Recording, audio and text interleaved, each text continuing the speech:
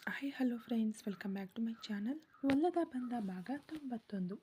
ವಿಕ್ಕಿ ಹಾಗೆ ಮಾತನಾಡಿದ್ದನ್ನು ಕೇಳಿ ಮಾಯಾ ತಲೆಯ ಮೇಲೆ ಸಿಡಿಲು ಬಡಿದಂತಾಯಿತು. ವಿಕ್ಕಿ, ಪ್ಲೀಸ್, ಸತ್ಯವಾಗಿಯೂ ಹೇಳ್ತೀನಿ, ನಿನಗೆ ಆಕ್ಸಿಡೆಂಟ್ ಮಾಡೋಕೆ ನಾನು ಹೇಳಲೇ ಇಲ್ಲ. ನನ್ನ ಆಳುಗಳು ಕೇಳಿದ್ರು, ಅವರು ಬಂದರೆ ಟೆಂಡರ್ ಸಿಗಲ್ಲ, ಬರಬಾರದ ಹಾಗೆ ತಡೆಯಲೋ ಅಂತ ಕೇಳಿದರು. ಸರಿ, ಏನಾದರೂ ಮಾಡಿ ಅಂದೆ. ಆದರೆ ಅವರು ಆಕ್ಸಿಡೆಂಟ್ ಮಾಡೋ ಅಷ್ಟರ ಮಟ್ಟಿಗೆ ಪ್ಲ್ಯಾನ್ ಮಾಡ್ತಾರೆ ಅಂತ ನನಗೆ ಗೊತ್ತಿರಲಿಲ್ಲ ವಿಕ್ಕಿ. ಅದಾದ ಮೇಲಷ್ಟೇ ನಿನ್ನ ಅಣ್ಣ ಮತ್ತು ಅತ್ತಿಗೆ ದೇವಸ್ಥಾನದಲ್ಲಿ ಮಾತನಾಡುವಾಗ ನನಗೆ ಗೊತ್ತಾಗಿದ್ದು. ಅವರು ಮಧು ಅಂತ ಮಾತನಾಡಿದ ಮೇಲೇ ಅದು ವಿಕ್ರಮ್ ಅಂತ ನಾನು ಅರ್ಥ ಮಾಡಿಕೊಂಡಿದ್ದು. ಪ್ಲೀಸ್ ವಿಕ್ಕಿ, ನಾನು ಹೇಳೋದನ್ನು ಅಂತ ಮಾಯಾ ಪೂರ್ತಿಯಾಗಿ ಮಾತನಾಡುವ ಮುನ್ನವೇ ವಿಕ್ರಮ್ ಆವೇಶದಿಂದ ಕಿರುಚಿದ. ಸಾಕು ನಿಲ್ಲಿಸು. ಪ್ರೀತಿಸ್ತೀನಿ ಅನ್ನೋ ಹೆಸರಲ್ಲಿ ಉಸಿರಿನೊಳಗೆ ವಿಷ ಇಟ್ಟಿದ್ದೀಯ ಮಾಯಾ. ಹೊರಗಡೆ ಒಂದು ಹೆಸರು, ಒಳಗಡೆ ಒಂದು ಹೆಸರು ಅಂತ ಎಲ್ಲವನ್ನು ನಾಶ ಮಾಡಿಬಿಟ್ಟು ನಿನ್ನ ನಾಟಕವನ್ನು ಮತ್ತೆ ಆಡ್ತಾ ಇದ್ದೀಯಾ? ನೀನು ಅಷ್ಟೊಂದು ಒಳ್ಳೆಯವಳಾಗಿದ್ದರೆ ನಿನಗೆ ಸತ್ಯ ಗೊತ್ತಾದ ತಕ್ಷಣ ನನ್ನನ್ನು ಹಾಸ್ಪಿಟಲ್ನಲ್ಲಿ ಬಂದು ನೋಡಿದಾಗಲೇ ಸತ್ಯ ಹೇಳಿರಬೇಕಿತ್ತು. ಅದನ್ನು ಬಿಟ್ಟು ಅಪ್ಪಟ ಮಧು ಥರ ನಟಿಸಿ ನನ್ನನ್ನು ಮದುವೆ ಮಾಡಿಕೊಳ್ಳೋಕೆ ಆಗಲ್ಲ. ನಿಮ್ಮಪ್ಪ ನಿನಗೆ ಬೇರೆ ಕಡೆ ನಿಶ್ಚಯ ಮಾಡಿಬಿಟ್ಟಿದ್ದಾರೆ, ಅವರ ಪ್ರಾಣ ಹೊರಟು ಹೋಗುತ್ತೆ ಅಂತ ಸುಳ್ಳು ಹೇಳಿದೆಯಲ್ಲ. ಕೇವಲವಾಗಿ ಅಸಹ್ಯವಾಗಿ ಇದೆ. ನಿನ್ನಂಥ ಒಂದು ಹುಡುಗಿಯನ್ನು ಪ್ರೀತಿಸಿದೆ ಅಂತ ನೆನೆಸಿಕೊಳ್ಳುವಾಗಲೇ ನನಗೆ ಅಸಹ್ಯವಾಗ್ತಿದೆ ಅಂದಾಗ ಮಾಯಾ ಬಿಕ್ಕಿ ಬಿಕ್ಕಿ ಹತ್ತಳು. ಆದರೆ ವಿಕ್ರಮ್ ನಿಲ್ಲಿಸಲಿಲ್ಲ. ನನ್ನನ್ನು ಮೂರ್ಖನನ್ನಾಗಿ ಮಾಡಿದ್ದು ಸಾಲದಾ? ನನ್ನ ಕಾಲು ಸರಿಯಾಗೋದಕ್ಕಿಂತ ಮುಂಚೆಯೇ ನಿನ್ನನ್ನು ನೇರವಾಗಿ ನೋಡಿ ಮಾತನಾಡಬೇಕು ಅಂತ ಹಾಸ್ಪಿಟಲ್ನಿಂದ ಬಂದ ತಕ್ಷಣ ಸ್ಟಿಕ್ ಹಿಡಿದುಕೊಂಡು ನಿನ್ನ ಮನೆಯ ಬಾಗಿಲು ಅಯ್ಯೋ ಎಂದು ಕಿರುಚಿದವನು. ಸಾರಿ, ಅದು ನಿನ್ನ ಮನೆ ಅಲ್ಲ. ಆ ಸೆಕ್ಯೂರಿಟಿ ಮನೆಯ ಬಾಗಿಲಿಗೆ ಬಂದು 1 ಗಂಟೆ ಕಾಲ ಆ ತಡೆದುಕೊಳ್ಳಲಾಗದ ಕಾಲು ನೋವಿನಿಂದ ನಿಂತಿದ್ದನಲ್ಲ, ಆವಾಗ ಹೇಗೆ ಆ ಹುಡುಗಿಯ ಡ್ರೆಸ್ ಹಾಕಿಕೊಂಡು ಬಂದು ನನ್ನ ಹತ್ತಿರ ದ್ವೇಷದಿಂದ ಮಾತನಾಡಿದೆ? ನೆನೆಸಿಕೊಳ್ಳುವಾಗಲೇ ಎದೆ ನೋವಾಗುತ್ತದೆ ಮಾಯಾ ಎಂದ. ವಿಕ್ರಮ್ನ ಧ್ವನಿಯಲ್ಲಿದ್ದ ನೋವು ಆ ಕೋಣೆಯ ತುಂಬ ಹರಡಿತು. ಸಾಗರ್ ಎದೆಯ ಮೇಲೆ ಕೈ ಕಟ್ಟಿಕೊಂಡು ತುಟಿಗಳನ್ನು ಮಡಚಿ ಮೌನವಾಗಿ ಮುಗುಳ್ನಕ್ಕನು. ವಿಕ್ರಮ್ ಸ್ವಲ್ಪ ಹೊತ್ತು ತಡೆದು ಆಮೇಲೆ ಮುಂದುವರೆಸಿದ. ಮೊದಲೇ ನೀನು ಸತ್ಯ ಹೇಳಿದಿದ್ರೆ ಆರಂಭದಲ್ಲಿ ಕೋಪ ಬಂದಿದ್ದರೂ ನೀನು ಸ್ವಚ್ಛೆಯಾದವಳು ಅಂತ ನಿನಗಾಗಿ ನಾನು ಹೋರಾಡುತ್ತಿದ್ದೆ. ಆದರೆ ನನ್ನ ಅಣ್ಣನ ಹತ್ತಿರ ನನ್ನ ಪ್ರೀತಿಗಾಗಿ ಮಾತನಾಡಲು ಕೂಡ ಯೋಗ್ಯತೆ ಇಲ್ಲದ ಹಾಗೆ ಮಾಡಿಬಿಟ್ಟೆ. ನನ್ನ ಪ್ರೀತಿ ಕೂಡ ಈಗ ಅರ್ಥವಿಲ್ಲದ ಹಾಗೆ ಆಗಿ ಹೋಯಿತು. ನನ್ನ ಜೀವನದಲ್ಲಿ ಅಮ್ಮನಿಗಿಂತ ಹೆಚ್ಚಾಗಿ ನನ್ನ ಅಣ್ಣನೇ ಎಲ್ಲ. ಅವರ ಒಪ್ಪಿಗೆ ಇಲ್ಲದೆ ನಾನು ಯಾವುದನ್ನು ಮಾಡಲ್ಲ ಅಂದ. ಯಾಕೆ ಹೀಗೆ ಮಾತನಾಡ್ತಾ ಇದೀಯಾ ವಿಕ್ಕಿ? ಸತ್ಯವಾಗಿಯೂ ನಿನ್ನ ಮೇಲೆ ಪ್ರಾಣಾನೇ ಇಟ್ಟಿದ್ದೀನಿ. ನಿಮ್ಮ ಅಣ್ಣ ಒಪ್ಪಲ್ಲ ಅನ್ನೋ ಭಯದಲ್ಲೇ ಹಾಗೆ ಮಾಡಿಬಿಟ್ಟೆ ಎಂದು ಅವಳು ಮತ್ತೆ ಹೇಳಲು, ಸಾಕು ನಿಲ್ಲಿಸು ಮಾಯಾ. ಪದೇ ಪದೇ ಭಯ ಅಂತ ಹೇಳಬೇಡ. ನಿನಗೆ ಭಯ ಇಲ್ಲ. ನಮ್ಮನ್ನು ಈಸಿಯಾಗಿ ಮೂರ್ಖರನ್ನಾಗಿ ಮಾಡಬಹುದು ಅಂತ ಅಂದುಕೊಂಡೆ. ಕಾರ್ತಿಕ್ ಆ ಹುಡುಗಿ ಮಧು ಮಾತನಾಡಿದ ವಿಡಿಯೋವನ್ನು ನನಗೆ ಸೆಂಡ್ ಮಾಡಿದ. ಬೇರೆ ಒಬ್ಬನ ಜೊತೆ ನಿಮ್ಮಪ್ಪ ಮ್ಯಾರೇಜ್ ಫಿಕ್ಸ್ ಮಾಡಿದ್ದಾರೆ ಅಂತ ನನ್ನನ್ನು ನಂಬಿಸಿ ಒಂದು ಅರ್ಜೆಂಟ್ ಮದುವೆ ಏರ್ಪಾಡು ಮಾಡಿ ನನ್ನನ್ನು ಅಲ್ಲಿಗೆ ಬರುವ ಹಾಗೆ ಮಾಡಿ ನಿನ್ನನ್ನು ಕಾಪಾಡೋ ಥರ ನನ್ನ ಕೈಯಿಂದ ನಿನಗೆ ತಾಳಿ ಕಟ್ಟಿಸಿ ಅದಾದ ಮೇಲೆ ನನ್ನ ಮನೆಗೆ ಬಂದು ಬಿಡಬಹುದು ಅಂತ ಪ್ಲ್ಯಾನ್ ಮಾಡಿದ್ದೀಯ. ಏಯ್, ಒಂದು ಹುಡುಗಿ ಹುಡುಗಿಯಾಗಿ ಇರಬೇಕು, ಕೇವಲವಾಗಿ ಯೋಚನೆ ಮಾಡಬಾರದು. ನನ್ನನ್ನು ಏಮಾರಿಸಿ ನಿನ್ನನ್ನು ಹುಡುಕಿಕೊಂಡು ಬಂದು ನಾನು ತಾಳಿ ಕಟ್ಟಬೇಕು ಅಂತ ನೀನು ಅಂದುಕೊಂಡೆಯಲ್ಲ. ಅದಕ್ಕೆ ದೇವರು ಕೊಟ್ಟ ಗಿಫ್ಟ್ ಆ ಸಾಗರ್ ಕೈಯಿಂದ ತಾಳಿ ಕಟ್ಟಿಸಿಕೊ. ಇನ್ಮೇಲೆ ಇನ್ನೊಂದು ಸಾರಿ ಪ್ರೀತಿ ಅಂತ ಹೇಳಿ ಫೋನ್ ಮಾಡಬೇಡ. ಒಟ್ಟಿನಲ್ಲಿ ನಿನ್ನ ಪ್ರೀತಿ ಸದ್ಯವಾದದ್ದೇ ಅಲ್ಲ, ನನ್ನ ಅಣ್ಣನನ್ನು ಸೇಡು ತೀರಿಸಿಕೊಳ್ಳೋಕೆ ನೀನು ಹಾಕಿದ ವೇಷ. ಇನ್ಮೇಲೆ ನನಗೆ ಫೋನ್ ಮಾಡಬೇಡ. ಅದಾದ ಮೇಲೆ ವಿಕ್ರಮ್ನ ಅಸಲಿ ಮುಖವನ್ನು ನೀನು ನೋಡಬೇಕಾಗುತ್ತದೆ ಎಂದು ಕಠೋರವಾಗಿ ಮಾತನಾಡಿ ವಿಕ್ರಮ್ ಕರೆ ಕಡಿತಗೊಳಿಸಿದನು. ಮಾಯಾ ಹಾಗೆಯೇ ನೆಲದ ಮೇಲೆ ಕುಸಿದು ಬಿದ್ದಳು. ಅವಳ ಜಗತ್ತೇ ಕತ್ತಲಾಗಿ ಹೋಯಿತು. ಕೋಣೆಯೊಳಗೆ ಕೆಲವು ಕ್ಷಣಗಳ ಕಾಲ ಮೌನ ಆವರಿಸಿತು. ನಂತರ ಸಾಗರ್ ಹುಚ್ಚನಂತೆ ನಗಲು ಪ್ರಾರಂಭಿಸಿದ. ಅವನ ಅಸುರ ನಗು ಆ ಬಂಗಲೆಯನ್ನೇ ನಡುಗಿಸಿತು.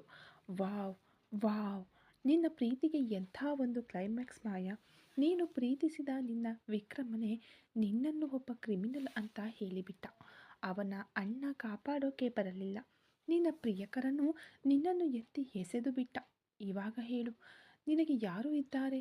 ಈ ಸಾಗರ್ನನ್ನು ಬಿಟ್ಟರೆ ನಿನಗೆ ಬೇರೆ ದಾರಿಯೇ ಇಲ್ಲ ಅಂತ ಸಾಗರ್ ಮೆಲ್ಲನೆ ಅವಳ ಹತ್ತಿರ ಬಾಗಿದ. ಅವಳ ಕಣ್ಣೀರನ್ನು ಒರೆಸಲು ಯತ್ನಿಸಿದ. ಇನ್ಮೇಲೆ ಆ ವಿಕ್ರಮ್ ಹೆಸರು ಹೇಳಿದರೆ ನಿನ್ನ ಕುತ್ತಿಗೆಗೆ ತಾಳಿ ಹತ್ತಲ್ಲ, ನೇಣು ಹಗ್ಗವೇ ಹತ್ತುತ್ತೆ. ಅರ್ಥವಾಯ್ತಾ? ಮುಂದಿನ ವಾರ ಮದುವೆಗೆ ರೆಡಿಯಾಗು ಬೇಬಿ ಎಂದು ಹೇಳಿ ಒಂದು ಕ್ರೂರ ನಗುವಿನೊಂದಿಗೆ ಅಲ್ಲಿಂದ ಹೊರನಡೆದ. ಮಾಯಾ ಅನಾಥೆಯಂತೆ ತನ್ನನ್ನು ತಾನು ಭಾವಿಸಿ ಹೆಪ್ಪುಗಟ್ಟಿ ನಿಂತಿದ್ದಳು. ಅವಳ ಪ್ರೀತಿ ಅವಳಿಂದಲೇ ನಾಶವಾಗಿ ಹೋಯಿತು ಎಂಬುದನ್ನು ಅವಳಿಗೆ ಜೀರ್ಣಿಸಿಕೊಳ್ಳಲು ಸಾಧ್ಯವಾಗಲಿಲ್ಲ. ಇತ್ತ ಮಾಯಾ ಫೋನ್ ಕಟ್ ಮಾಡಿದ ವಿಕ್ರಮ್ ಕೈಯಲ್ಲಿದ್ದ ಮೊಬೈಲನ್ನು ಹುಚ್ಚನಂತೆ ಗೋಡೆಗೆ ಎಸೆದನು. ಅದು ಚೂರು ಚೂರಾಗಿ ಬಿದ್ದಂತೆಯೇ ಅವನ ಹೃದಯವು ನುಚ್ಚು ನೂರಾಗಿ ಬಿದ್ದಿತು. ಅವನ ಕಣ್ಣುಗಳು ಕೆಂಪಗಾಗಿ ಕೆಂಡದಂತೆ ಹುರಿಯುತ್ತಿದ್ದವು. ಮಾಯಾ, ನಿನ್ನನ್ನು ದೇವತೆ ಅಂದುಕೊಂಡಿದ್ದೆ, ಆದರೆ ನೀನು ನನ್ನ ಅಣ್ಣನನ್ನು ಸೇಡು ತೀರಿಸಿಕೊಳ್ಳೋಕೆ ನನ್ನನ್ನು ದಾಳವಾಗಿ ಬಳಸಿಕೊಳ್ಳಲು ನೋಡಿದ್ದೀಯಾ? ನಿನ್ನ ಮೇಲೆ ಇಟ್ಟ ಪ್ರೀತಿಗಿಂತ ನನ್ನ ಅಣ್ಣನ ಗೌರವವೇ ನನಗೆ ಮುಖ್ಯ ಎಂದು ಕಿರುಚಿದನು. ಸರಿಯಾಗಿ ಆ ಸಮಯದಲ್ಲಿ ಅಥರ್ವ ಕೋಣೆಯೊಳಗೆ ಪ್ರವೇಶಿಸಿದನು. ವಿಕ್ರಮ್ನ ಆವೇಶವನ್ನು ನೋಡಿದ ಅವನಿಗೆ ತಮ್ಮನಿಗೆ ಈಗ ಬುದ್ಧಿ ಬಂದಿದೆ ಎಂಬುದು ಅರ್ಥವಾಯಿತು. ಏನ್ ವಿಕ್ಕಿ, ಅವಳ ಹತ್ತಿರ ಮಾತನಾಡಿದ್ಯಾ? ಇವಾಗಲಾದರೂ ಅರ್ಥವಾಗ್ತಿದೆಯಾ ಅವಳು ಎಷ್ಟು ದೊಡ್ಡ ಕ್ರಿಮಿನಲ್ ಅಂತ ಎಂದು ಅಥರ್ವ ಗಂಭೀರವಾಗಿ ಕೇಳಿದನು. ವಿಕ್ರಮ್ ತನ್ನ ಅಣ್ಣನನ್ನು ನಿಮಿರಿ ನೋಡಿದನು. ಅರ್ಥವಾಗ್ತಿದೆ ಅಣ್ಣ, ಚೆನ್ನಾಗಿಯೇ ಅರ್ಥವಾಗ್ತಿದೆ. ಇನ್ಮೇಲೆ ನನ್ನ ಜೀವನದಲ್ಲಿ ಅವಳಿಗೆ ಜಾಗನೇ ಇಲ್ಲ. ನೀವು ಹೇಳಿದ ಹಾಗೆ ಇವತ್ತು ರಾತ್ರಿಯೇ ನಾವು ಊರಿಗೆ ಹೊರಡುತ್ತಿದ್ದೇವೆ. ಆದರೆ ಸದ್ಯಕ್ಕೆ ನನಗೆ ಮದುವೆ ಬೇಡ, ಸ್ವಲ್ಪ ದಿನ ಹೋಗಲಿ ಎಂದನು. ಅಂದು ಔತಣಕೂಟ ಮುಗಿಯಿತು. 10 ದಿನಗಳ ಕಾಲ ಸಂತೋಷವಾಗಿ ಇದ್ದು ಆಮೇಲೆ ಹೋಗೋಣ ಎಂದು ಅಂದುಕೊಂಡಿದ್ದ ಅಥರ್ವ ತನ್ನ ತಮ್ಮನ ಸ್ಥಿತಿಯನ್ನು ಕಂಡು ಅಂದು ರಾತ್ರಿಯೇ ಎಲ್ಲರ ಬಳಿ ಬೀಳ್ಕೊಡುಗೆ ಪಡೆದು ವಿಕ್ರಮ್ ನಕ್ಷತ್ರ ಜೊತೆ ಚೆನ್ನೈಗೆ ಹೊರಟನು. ತಿರುಚೂರಿನಿಂದ ಚೆನ್ನೈಗೆ ಮರಳಿದ ಆ ಸುದೀರ್ಘ ಪ್ರಯಾಣ ವಿಕ್ರಮನಿಗೆ ಒಂದು ಯುಗದಂತೆ ಭಾಸವಾಯಿತು. ಅಣ್ಣನ ಮಾತಿಗಾಗಿಯೂ ವರ್ಮನ್ ವಂಶದ ಗೌರವಕ್ಕಾಗಿಯೂ ಅವನು ಮಾಯಾ ಬೇಡ ಎಂದು ಹೇಳಿಬಿಟ್ಟನು. ಆದರೆ ಅವನ ಮನಸ್ಸಿನ ಒಂದು ಮೂಲೆಯಲ್ಲಿ ಮಾಯಾಳ ಆ ಬಿಕ್ಕಳಿಕೆಯ ಧ್ವನಿ ಕೇಳಿಸುತ್ತಲೇ ಇತ್ತು. ಅಂದು ಮಧ್ಯರಾತ್ರಿ ಮನೆಗೆ ಬಂದು ತಲುಪಿದರು. ಮರುದಿನ ಬೆಳಿಗ್ಗೆ ಅಥರ್ವ ಆಫೀಸ್ಗೆ ಹೊರಟನು. ಅವನ ಜೊತೆ ವಿಕ್ರಮನು ಹೋದನು. ಮನೆಯಲ್ಲಿರುವ ಯಾರೂ ನಕ್ಷತ್ರ ಜೊತೆ ಮಾತನಾಡಲಿಲ್ಲ. ಆದ್ದರಿಂದ ನಕ್ಷತ್ರ ಅವಳ ಕೋಣೆಯಲ್ಲೇ ಇದ್ದಳು. ಅವಳ ಯೋಚನೆಯೆಲ್ಲ ವಿಕ್ರಮ್ ಮಾಯಾ ಮದುವೆಯ ಬಗ್ಗೆ ಅಲ್ಲ, ಸಾಗರ್ನಿಂದ ಮಾಯಾಳನ್ನು ರಕ್ಷಿಸುವುದರ ಬಗ್ಗೆ ಇತ್ತು. ಸಾಮಾನ್ಯ ಸಮಯದಲ್ಲಿ ಅಥರ್ವನ ಹತ್ತಿರ ಮಾತನಾಡಿದರೆ ಕೆಲಸವಾಗಲ್ಲ. ಅದೇ ರಾತ್ರಿ ಅವನ ಜೊತೆ ಸಂತೋಷವಾಗಿ ಇರುವಾಗ ಅವನ ಮನಸ್ಸು ಸ್ವಲ್ಪ ಸಡಿಲವಾಗಿರುತ್ತದೆ. ಆವಾಗ ಕೇಳಿದರೆ ಒಂದು ವೇಳೆ ಒಪ್ಪಬಹುದು ಎಂದು ಯೋಚಿಸಿದಳು. ಅಂದು ಆಫೀಸ್ನಿಂದ ಬಂದು ರಾತ್ರಿ ಊಟ ಮುಗಿಸಿ ತನ್ನ ಕೋಣೆಯೊಳಗೆ ಹೋಗಿ ಬಾಗಿಲು ಹಾಕಿಕೊಂಡವನು ಚಂದ್ರನ ಬೆಳಕನ್ನು ನೋಡುತ್ತಾ ಹಾಗೆಯೇ ಕುಳಿತುಬಿಟ್ಟನು. ಹೊರಗೆ ಹಾಲಿನಲ್ಲಿ ಅಥರ್ವ ಮತ್ತು ನಕ್ಷತ್ರ ವಿಕ್ರಮ್ನ ಸ್ಥಿತಿಯನ್ನು ನೆನೆದು ಬೇಸರ ಪಟ್ಟರೂ ಅಥರ್ವ ದೃಢವಾಗಿದ್ದನು. ನಕ್ಷತ್ರ ಸ್ವಲ್ಪ ದಿನ ಹೋಗಲಿ, ಎಲ್ಲವೂ ಸರಿಯಾಗುತ್ತೆ. ಸದ್ಯಕ್ಕೆ ಅವನಿಗೆ ಏಕಾಂತವೇ ಮದ್ದು ಎಂದು ಹೇಳಿ ತನ್ನ ಕೋಣೆಗೆ ಹೋದನು. ಅಥರ್ವ ತನ್ನ ಕೋಣೆಯಲ್ಲಿ ಲ್ಯಾಪ್ಟಾಪ್ನಲ್ಲಿ ಕೆಲಸ ಮಾಡುತ್ತಿದ್ದನು. ನಕ್ಷತ್ರ ಮೆಲ್ಲನೆ ಒಳಗಡೆ ಬಂದಳು. ಅವಳು ಧರಿಸಿದ್ದ ಬಿಳಿ ಗುಲಾಬಿ ಅಂದರೆ ಬೇಬಿ ಪಿಂಕ್ ಬಣ್ಣದ ಸೀರೆ ಅವಳ ಸೌಂದರ್ಯವನ್ನು ಮತ್ತಷ್ಟು ಹೆಚ್ಚಿಸಿತು. ನಕ್ಷತ್ರ ಅವನ ಹತ್ತಿರ ಹೋಗಿ ಮೆಲ್ಲನೆ ಅವನ ಹೆಗಲ ಮೇಲೆ ಕೈ ಇಟ್ಟಳು. ಅಥರ್ವ ಕೆಲಸ ನಿಲ್ಲಿಸಿ ಅವಳನ್ನು ನಿಮಿರಿ ನೋಡಿದನು. ಅವಳ ಕಣ್ಣುಗಳಲ್ಲಿ ಕಂಡ ಆ ತಳಮಳ ಮತ್ತು ಪ್ರೀತಿ ಅವನನ್ನು ಸೆಳೆಯಿತು. ಅವನು ಮೆಲ್ಲನೆ ಎದ್ದು ಅವಳ ಕೈಗಳನ್ನು ಹಿಡಿದುಕೊಂಡನು. ನಕ್ಷತ್ರ, ಇಷ್ಟು ವರ್ಷ ನಾನು ನನಗಾಗಿ ಬದುಕಲೇ ಇಲ್ಲ. ತಮ್ಮನ ಭವಿಷ್ಯ, ಬಿಸ್ನೆಸ್, ಕುಟುಂಬ, ಉದ್ಯಮದ ವೈರತ್ವ ಅಂತ ಓಡುತ್ತಲೇ ಇದ್ದೆ ಎಂದನು ಗದ್ಗದಿತ ಧ್ವನಿಯಲ್ಲಿ. ನಕ್ಷತ್ರ ಮರುಮಾತನಾಡದೆ ಅವನ ಎದೆಗೆ ಹೊರಗಿಕೊಂಡಳು. ಅಥರ್ವನ ಕಬ್ಬಿಣದಂತಹ ಕೈಗಳು ಅವಳನ್ನು ಬಿಗಿದಪ್ಪಿಕೊಂಡವು. ಅವಳ ಕೂದಲಿನ ಸುವಾಸನೆ ಅವನನ್ನು ಮರಳು ಮಾಡಿತು. ಮೆಲ್ಲನೆ ಅವಳ ಮುಖವನ್ನು ಎತ್ತಿ ಅವಳ ಹಣೆಯ ಮೇಲೆ ದೀರ್ಘವಾದ ಮುತ್ತನ್ನಿಟ್ಟನು. ಅದು ಒಂದು ಅಂಗೀಕಾರ. ಇದುವರೆಗೆ ಅವನು ಕಾಯುತ್ತಿದ್ದ ಆ ಸುದೀರ್ಘ ತಪಸ್ಸಿಗೆ ಸಿಕ್ಕ ಫಲ. ಕೋಣೆಯ ದೀಪಗಳನ್ನು ಹಾರಿಸಲಾಗಿತ್ತು. ಒಂದು ಸಣ್ಣ 0 ವ್ಯಾಟ್ಸ್ ಬಲ್ಬ್ನ ನೀಲಿ ಬಣ್ಣದ ಬೆಳಕು ಮಾತ್ರ ಹರಡಿತ್ತು. ಅಥರ್ವನ ಸ್ಪರ್ಶ ನಕ್ಷತ್ರಾಳ ದೇಹದಲ್ಲಿ ವಿದ್ಯುತ್ ಹರಿಸಿತು. ಇಬ್ಬರ ಉಸಿರಾಟವು ಒಂದಕ್ಕೊಂದು ಬೆರೆತು ಕೋಣೆಯ ಉಷ್ಣತೆಯನ್ನು ಹೆಚ್ಚಿಸಿತು. ಪ್ರೀತಿಯ ಆಳದಲ್ಲಿ ಅವರು ಮುಳುಗಿದರು. ಮಾತುಗಳೇ ಇಲ್ಲದ ಆ ಕ್ಷಣದಲ್ಲಿ ಇಬ್ಬರ ಹೃದಯ ಬಡಿತವು ಒಂದೇ ಲಯದಲ್ಲಿ ಧ್ವನಿಸಿತು. ಆ ಪವಿತ್ರವಾದ ಏಕಾಂತದಲ್ಲಿ 2 ದೇಹಗಳು ಒಂದೇ ದೇಹವಾಗಿ ಬೆರೆತು ತಮ್ಮ ಪ್ರೀತಿಯನ್ನು ಪೂರ್ಣಗೊಳಿಸಿಕೊಂಡವು. ಸ್ವಲ್ಪ ಸಮಯದ ನಂತರ ಆ ಸುಂದರವಾದ ಮಿಲನ ಮುಗಿದು ಅಥರ್ವ ಮೆಲ್ಲನೆ ಪಕ್ಕಕ್ಕೆ ಸರಿದು ಮಲಗಿದನು. ನಕ್ಷತ್ರ ಅವನ ವಿಶಾಲವಾದ ಎದೆಯ ಮೇಲೆ ತನ್ನ ತಲೆಯನ್ನು ಇಟ್ಟು ಅವನ ಹೃದಯ ಬಡಿತವನ್ನು ಸವಿಯುತ್ತಿದ್ದಳು. ಅವಳ ಬೆರಳುಗಳು ಅವನ ಎದೆಯ ಮೇಲೆ ಕೋಲ ಬಿಡಿಸುತ್ತಿದ್ದವು. ಸ್ವಲ್ಪ ಸಮಯ ಶಾಂತವಾಗಿದ್ದ ನಕ್ಷತ್ರ ಮೆಲ್ಲನೆ ಮಾತನಾಡಲು ಪ್ರಾರಂಭಿಸಿದಳು. ರೀ ಅಂದಳು. ಅಂದ. ಅಥರ್ವ ಅವಳ ಹೆಗಲನ್ನು ಸವರುತ್ತಾ ಉತ್ತರಿಸಿದನು. ನಾವು ಇವಾಗ ಎಷ್ಟು ಸಂತೋಷವಾಗಿದ್ದೀವಿ. ಆದರೆ ಪಾಪ ವಿಕ್ಕಿ ತುಂಬ ಕಷ್ಟಪಡುತ್ತಿದ್ದಾರೆ. ಅವರು ಮಾಡಿದ್ದು ತಪ್ಪು ಅಂತ ನೀವು ಹೇಳ್ತೀರಾ, ಅವರು ಮೋಸ ಹೋದರು ಅಂತ ಅಂದುಕೊಳ್ತೀರಾ. ಆದರೆ ಅವರ ಮನಸ್ಸಿನಲ್ಲಿರುವ ಆ ನೋವನ್ನು ಅವರ ಕೈಯಿಂದ ತಡೆದುಕೊಳ್ಳೋಕೆ ಆಗ್ತಿಲ್ಲ ರೀ.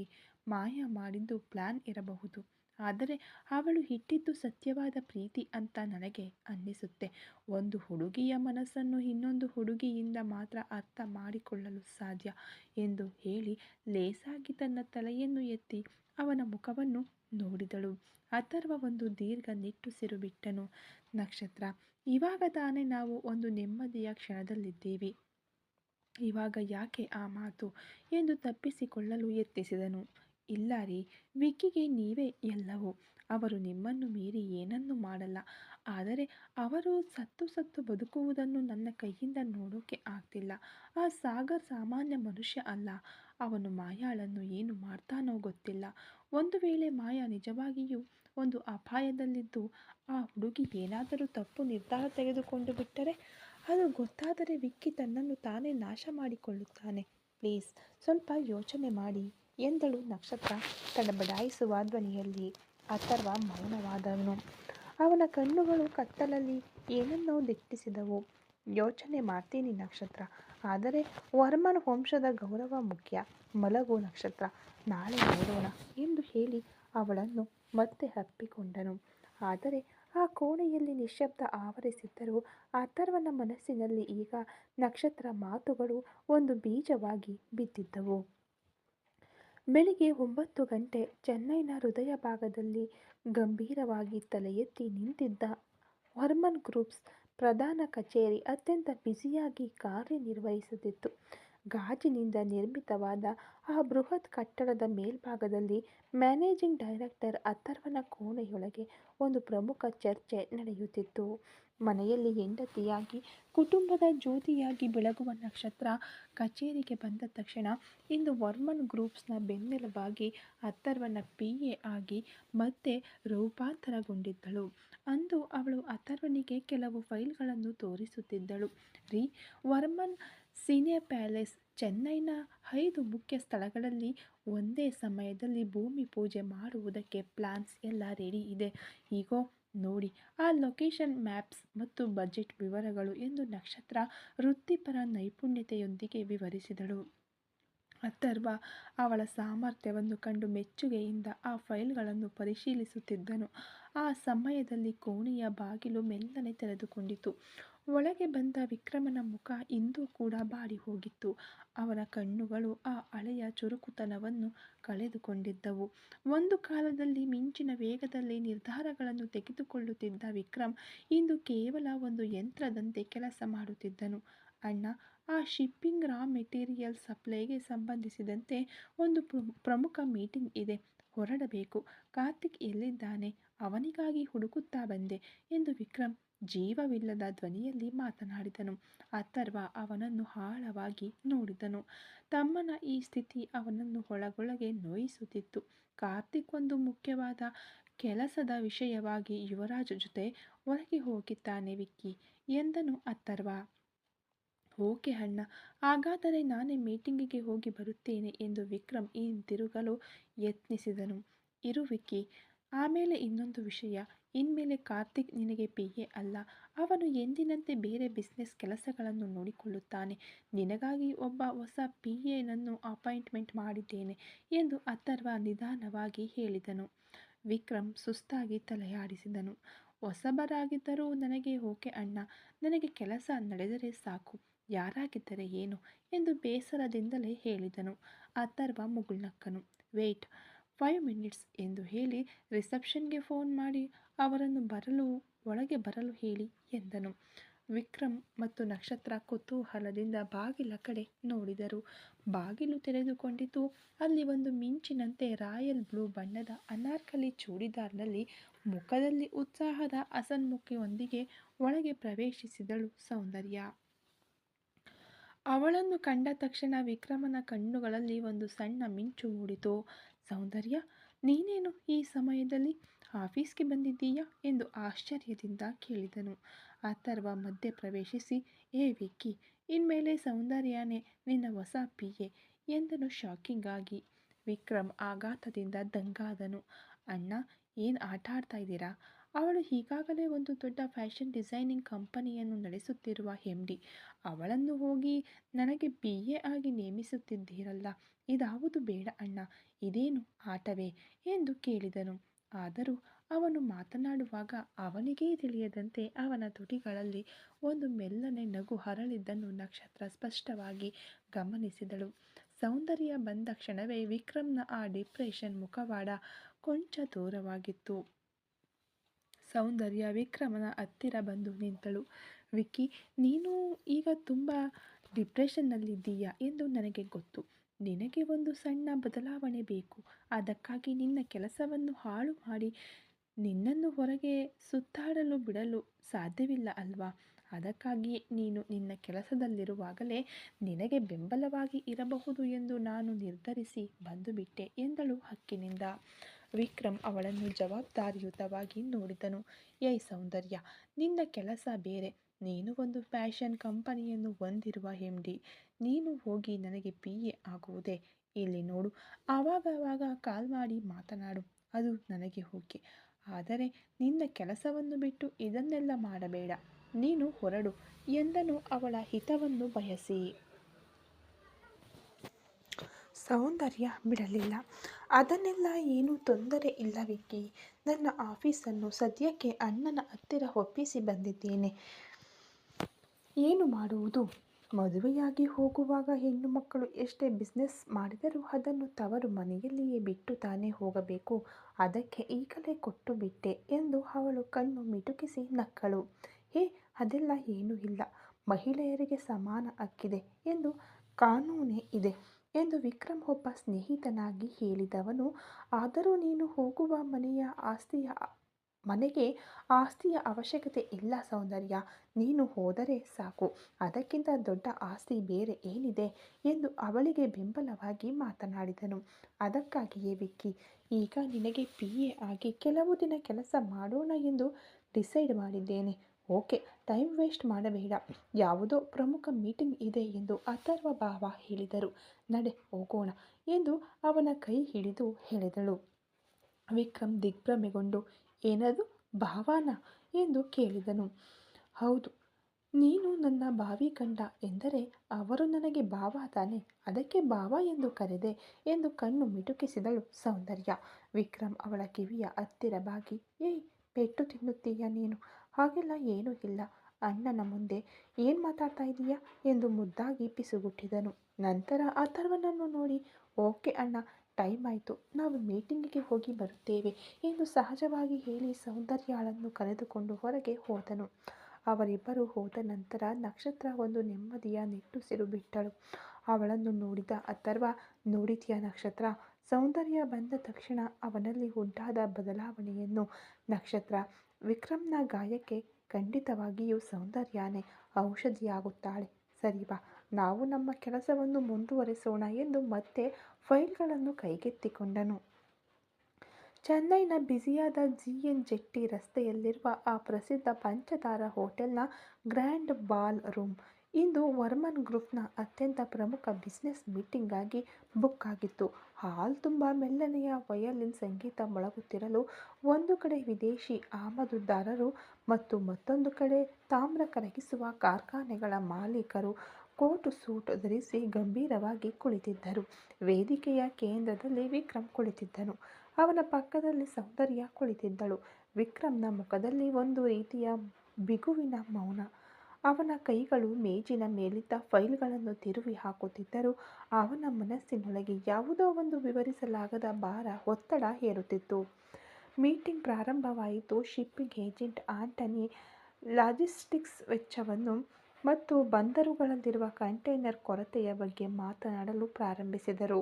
ವಿಕ್ರಮ್ ಸರ್, ಈಗಿರುವ ಪರಿಸ್ಥಿತಿಯಲ್ಲಿ ವಿದೇಶದಿಂದ ಬರುವ ಕಾಪರ್ ಕಾಥೋಡ್ಗಳಿಗೆ ವಾರ್ಪೇಜ್ ಚಾರ್ಜಸ್ ಹೆಚ್ಚಾಗಿದೆ. ಇದರಿಂದ 15% ಬೆಲೆ ಏರಿಕೆ ಮಾಡಲೇಬೇಕಾಗುತ್ತದೆ ಎಂದು ಆಂಟನಿ ಅಂಕಿ ಅಂಶಗಳನ್ನು ಮುಂದಿಟ್ಟರು. ವಿಕ್ರಮ್ ಉತ್ತರಿಸಲು ಮುಂದಾದನು. ಆಂಟನಿ, ನೀವು ಹೇಳುವುದು ಅಂತ ಅವನು ಮಾತನಾಡಲು ಪ್ರಾರಂಭಿಸಿದಾಗ ಅವನ ಧ್ವನಿ ಕೊಂಚ ನಡುಗಿತು. ಅವನ ನೆನಪುಗಳು ತಕ್ಷಣವೇ ಮುಂಬೈನಲ್ಲಿ ಸಾಗರ್ ನೀಡಿದ ಆ ಬೆದರಿಕೆಗೂ ಮಾಯಾ ಆ ಒಡೆದ ಧ್ವನಿಗೂ ಹೋಗಿ ಮರಳಿದವು. ಒಂದು ಕ್ಷಣ ಅವನ ಮೆದುಳು ಕೆಲಸ ಮಾಡುವುದನ್ನು ನಿಲ್ಲಿಸಿತು. ಪದಗಳು ಸಾಲಾಗಿ ಬರಲಿಲ್ಲ. ಆ ಫ್ಯಾಕ್ಟರಿಗಳಿಗೆ ಎಂದು ಹೇಳಿದನು.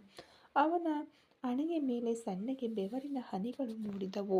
ಅವನ ಆ ತಡಬಡಿಕೆಯನ್ನು ಅಲ್ಲಿದ್ದವರು ವಿಚಿತ್ರವಾಗಿ ನೋಡಿದರು. ಸರಿಯಾಗಿ ಆ ಕ್ಷಣದಲ್ಲಿ ಅವನ ಕೈಯ ಕೆಳಗೆ ಒಂದು ಮೃದುವಾದ ಸ್ಪರ್ಶವಾಯಿತು. ಸೌಂದರ್ಯ ಅವನ ಕೈಯನ್ನು ಮೆಲ್ಲನೆ ಒತ್ತಿ ಹಿಡಿದುಕೊಂಡಳು. ವಿಕ್ರಮ್ ಅವಳ ಕಡೆ ತಿರುಗಿ ನೋಡಿದನು. ಅವಳ ಮುಖದಲ್ಲಿ ಒಂದು ಮಂದಹಾಸ, ಅದೇ ಸಮಯದಲ್ಲಿ ನಾನಿದ್ದೇನೆ ಎಂದು ಹೇಳದೆ ಹೇಳುವ ಒಂದು ಬೆಂಬಲದ ನಗು ಇತ್ತು. ವಿಕ್ರಮನ ಕಿವಿಯ ಹತ್ತಿರವೇ ಬಾಗಿದ ಸೌಂದರ್ಯ ಅವನಿಗೆ ಮಾತ್ರ ಕೇಳಿಸುವಂತೆ 2 ಸಾಲಿನ ಕವಿತೆಯನ್ನು ಮಂತ್ರದಂತೆ ಹೇಳಿದಳು. ಬೀಳುವುದೆಲ್ಲ ಹೇಳುವುದಕ್ಕೆ, ನಿನ್ನ ಕಣ್ಣುಗಳು ನೋಡದಿರಲಿ ಗಾಯವನ್ನು, ಗೆಲ್ಲಲು ಹುಟ್ಟಿದವನಿಗೆ ಸೋಲು ಎಂಬುದು ಕೇವಲ ಮಾಯೆಯೇ. ಆ ಸಾಲುಗಳು ವಿಕ್ರಮನ ಕಿವಿಗಳಲ್ಲಿ ಜೇನಿನಂತೆ ಹರಿದು ಅವನ ಮೆದುಳಿನಲ್ಲಿದ್ದ ಆ ಕತ್ತಲೆಯ ಮೋಡಗಳನ್ನು ಸರಿಸಿದವು. 2 ನಿಮಿಷ ಹಾಗೆಯೇ ಮೌನವಾಗಿದ್ದನು. ಅವನ ಕಣ್ಣುಗಳು ಮುಚ್ಚಿ ತೆರೆದವು. ಈಗ ಹಳೆಯ ವಿಕ್ರಮನ ಕಣ್ಣುಗಳು ಬೆಂಕಿಯಂತೆ ಧಗಧಗಿಸಿದವು. ಸೌಂದರ್ಯಳ ಕೈಯನ್ನು ಮೆಲ್ಲನೆ ತಳ್ಳಿಬಿಟ್ಟು ನೆಟ್ಟನೆ ಕುಳಿತನು ವಿಕ್ರಮ್. ಈಗ ಅವನ ಧ್ವನಿ ಸಿಂಹದ ಗರ್ಜನೆಯಂತೆ ಆ ಹಾಲ್ ತುಂಬ ಪ್ರತಿಧ್ವನಿಸಿತು. ಆಂಟನಿ, ನೀವು ಹೇಳುವ ಆ 15% ಬೆಲೆ ಏರಿಕೆ ಅನಗತ್ಯವಾದುದು ಎಂದು ವಿಕ್ರಮ್ ಅತ್ಯಂತ ಸ್ಪಷ್ಟವಾಗಿ ಮಾತನಾಡಲು ಪ್ರಾರಂಭಿಸಿದನು. ಕರ್ನಾಟಕ ಸರ್ಕಾರ ಈಗ ಸಿಂಗಲ್ ವಿಂಡೋ ಕ್ಲಿಯರೆನ್ಸ್ ಪದ್ಧತಿಯನ್ನು ತಂದಿದ್ದಾರೆ. ಅದನ್ನು ಬಳಸಿ ಕಸ್ಟಮ್ಸ್ ಅನುಮತಿಯನ್ನು 48 ಗಂಟೆಗಳಲ್ಲಿ ಪಡೆಯಲು ಸಾಧ್ಯವಿದೆ. ಅದು ಮಾತ್ರವಲ್ಲ, ನಾವು ಎಲ್ಲ ಸರಕುಗಳನ್ನು ಒಂದೇ ಪೋರ್ಟ್ನಲ್ಲಿ ಇಳಿಸದೆ ಕಟ್ಟುಪಡಿ ಮತ್ತು 800 ಪೋರ್ಟ್ಗಳಿಗೆ ಹಂಚಿ ಇಳಿಸಲಿದ್ದೇವೆ. ಇದರಿಂದ ಡಿಮೂರೇಜ್ ಶುಲ್ಕ ಉಳಿತಾಯವಾಗುತ್ತದೆ ಎಂದು ಡೇಟಾಗಳನ್ನು ಮಂಡಿಸಿದನು. ಅಲ್ಲಿದ್ದ ಫ್ಯಾಕ್ಟರಿ ಮಾಲೀಕರು ಆಶ್ಚರ್ಯದಿಂದ ನೋಡಿದರು. ವಿಕ್ರಮ್ ಮುಂದುವರಿಸಿದನು. ಇಲ್ಲಿ ಇರುವ ಕಾಪರ್ ಫ್ಯಾಕ್ಟರಿಗಳಿಗೆ ಸರಕನ್ನು ಕೊಂಡೊಯ್ಯಲು ಡೀಸೆಲ್ ಬೆಲೆ ಸಮಸ್ಯೆಯಾಗಿರುವುದರಿಂದ ನಾವು ಡೆಡಿಕೇಟೆಡ್ ಫ್ರೈಟ್ ಕಾರಿಡಾರ್ ಮೂಲಕವೇ ರೈಲ್ವೆ ವ್ಯಾಗನ್ಗಳಲ್ಲಿ ಸರಕುಗಳನ್ನು ಕಳುಹಿಸಲಿದ್ದೇವೆ. ಪ್ರಮುಖ ಹಬ್ಗಳಿಂದ ಮಾತ್ರವೇ ಲಾರಿಗಳನ್ನು ಬಳಸಿಕೊಳ್ಳಲಿದ್ದೇವೆ. ಇದರಿಂದ ಟ್ರಾನ್ಸ್ಪೋರ್ಟ್ ವೆಚ್ಚ 10% ಕಡಿಮೆಯಾಗುತ್ತದೆ. ಈ ಲಾಭವನ್ನು ಫ್ಯಾಕ್ಟರಿಗಳಿಗೆ ನಾವು ರಿಯಾಯಿತಿಯಾಗಿ ನೀಡುತ್ತೇವೆ ಎಂದ ವಿಕ್ರಮನ ಆ ಮಾತು ಎಲ್ಲರ ಬಾಯಿ ಮುಚ್ಚಿಸಿತು. ಶಿಪ್ಪಿಂಗ್ ಏಜೆಂಟ್ ಆಂಟನಿ ವಿನಯದಿಂದ ಸಹಿ ಮಾಡಿದರು. ಮೀಟಿಂಗ್ ಒಂದು ಅತ್ಯಂತ ದೊಡ್ಡ ಯಶಸ್ಸಿನೊಂದಿಗೆ ಮುಕ್ತಾಯವಾಯಿತು. ಎಲ್ಲರೂ ಹಸ್ತಲಾಘವ ಮಾಡಿ ಹೊರಟ ನಂತರ ಆ ಬೃಹತ್ ಬಾಲ್ ರೂಮ್ನಲ್ಲಿ ವಿಕ್ರಮ್ ಮತ್ತು ಸೌಂದರ್ಯ ಮಾತ್ರ ಉಳಿದಿದ್ದರು. ವಿಕ್ರಮ್ ಸೌಂದರ್ಯಳನ್ನು ಆಳವಾಗಿ ನೋಡಿದನು. ಸೌಂದರ್ಯ, ಆ 2 ಸಾಲು, ಅದು ಕೇವಲ ಕವಿತೆಯಲ್ಲ, ನನ್ನೊಳಗಿದ್ದ ಆ ದೌರ್ಬಲ್ಯವನ್ನು ಸಂಪೂರ್ಣವಾಗಿ ಧೂಳೀಪಟ ಮಾಡಿತು. ನೀನು ನನ್ನ ಜೊತೆ ಇರುವಾಗ ನನಗೆ ತಿಳಿಯದಂತೆ ಒಂದು ದೊಡ್ಡ ಶಕ್ತಿ ನನ್ನೊಳಗೆ ಬರುವುದನ್ನು ನಾನು ಅನುಭವಿಸುತ್ತಿದ್ದೇನೆ. ಥ್ಯಾಂಕ್ಸ್ ಕೋತಿ ಎಂದ ವಿಕ್ರಮ್ನ ಧ್ವನಿಯಲ್ಲಿ ಸತ್ಯವಾದ ಪ್ರೀತಿ ಇತ್ತು. ಸೌಂದರ್ಯ ನಗುತ್ತಾ ಅವನ ಕೋಟ್ ಕಾಲರ್ ಸರಿಪಡಿಸಿದಳು. ಥ್ಯಾಂಕ್ಸ್ ಯಾವುದಕ್ಕೆ ವಿಕ್ಕಿ? ನಾನು ಬರೀ ನಿನ್ನ PA ಮಾತ್ರವಲ್ಲ, ನಿನ್ನ ಅರ್ಧ ಜೀವ ಎಂದು ನಾನು ಯಾವಾಗಲೂ ನಿರ್ಧರಿಸಿಬಿಟ್ಟಿದ್ದೇನೆ. ನೀನು ತಡಬಡಾಯಿಸಬಹುದು, ಆದರೆ ಬೀಳಲು ನಾನು ಬಿಡುವುದಿಲ್ಲ. ಈಗ ಹೊರಡೋಣವೇ ಅಂದಾಗ ವಿಕ್ರಮ್ ಮುಗುಳ್ನಕ್ಕನು. ಅವಳ ಕೈ ಹಿಡಿದು ಹೊರಗೆ ನಡೆದನು. ಆ ಸ್ಟಾರ್ ಹೋಟೆಲ್ನ ಮುಂಭಾಗದಲ್ಲಿ ನಿಂತಿದ್ದ ತನ್ನ ಕಾರನ್ನು ಹತ್ತುವಾಗ, ನೀನು ನನ್ನ ಬೆಸ್ಟ್ ಫ್ರೆಂಡ್ ಸೌಂದರ್ಯ. ಆ ಲಿಮಿಟ್ ಕ್ರಾಸ್ ಮಾಡಿ ನನ್ನ ಹತ್ತಿರ ಬರಬೇಕು ಎಂದು ಅಂದುಕೊಳ್ಳಬೇಡ. ನನ್ನ ಮನಸ್ಸು ಈಗ ಒಂದು ದೊಡ್ಡ ರಣಗಾಯದಲ್ಲಿದೆ. ಅದರಲ್ಲಿ ಹೊಸದಾಗಿ ಪ್ರೀತಿ ಅರಳಲು ಸಾಧ್ಯವೇ ಇಲ್ಲ. ಹೊರಡೋಣ ಎಂದು ಹೇಳಿ ಅವನು ಕಾರಿನೊಳಗೆ ಕುಳಿತನು. ಅವನ ಪಕ್ಕದಲ್ಲೇ ಕಾರಿನ ಡೋರ್ ಲಾಕ್ ಮಾಡಿದಳು ಸೌಂದರ್ಯ. ಅದೇ ಸಮಯದಲ್ಲಿ ಚೆನ್ನೈನಿಂದ ಮುಂಬೈಗೆ ಹೊರಟು 2 ದಿನಗಳಾಗಿದ್ದರೂ ಇನ್ನೂ ತನ್ನ ಅಣ್ಣ ವಿಷ್ಣು ಇಲ್ಲಿಗೆ ಬಾರದಿರುವುದು ಮಾಯಾಗೆ ಭಾರೀ ಗೊಂದಲವನ್ನು ಉಂಟು ಮಾಡಿತು. ಅವಳ ಸಂಶಯ ಈಗ ಸಾಗರ್ ಕಡೆಗೆ ತಿರುಗಿತು. ಕೋಪದಿಂದ ಸಾಗರ್ನ ರೂಮಿಗೆ ತೆರಳಿದಳು ಮಾಯಾ.